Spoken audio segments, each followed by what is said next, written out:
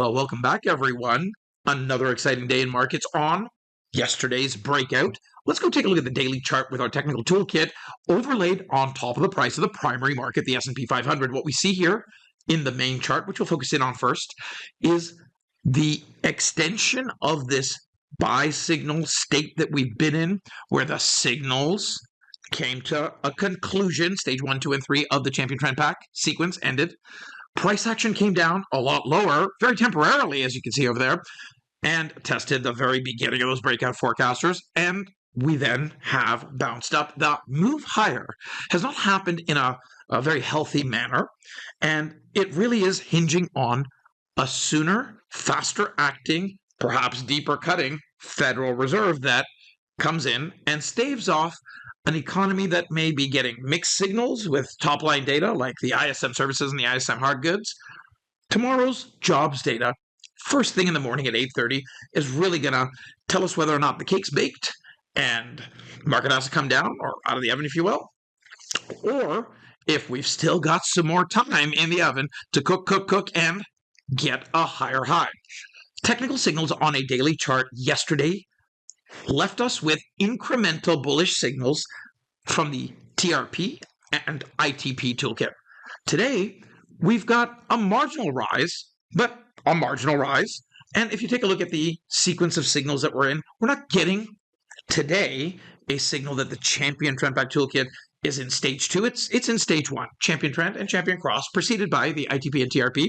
And then we take this daily time frame and we narrow it down to a 4-hour chart to get a more closer in acting idea of where our prices are going.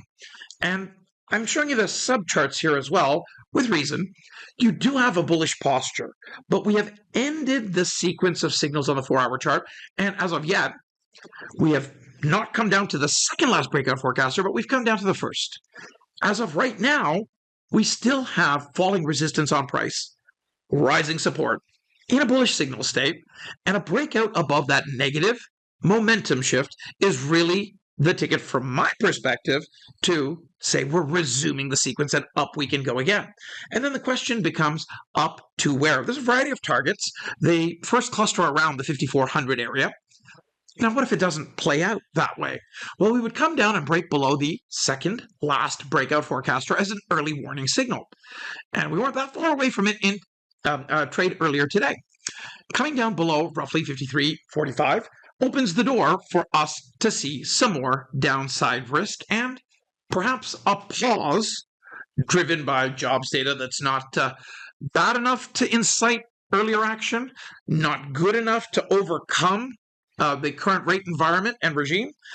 And as of the end of the day today, we wait for that data with the technical setup still telling us that there is a higher probability for up in the market, but that up might not be a direct up. We may be waiting for a refueling after that incredible breakout to all-time highs. Did a little bit of day trading in front of folks in the active trader room earlier today, and looks like I grossed a little over $250, and that's with one contract trading. Past performance is no guarantee of future results or track record.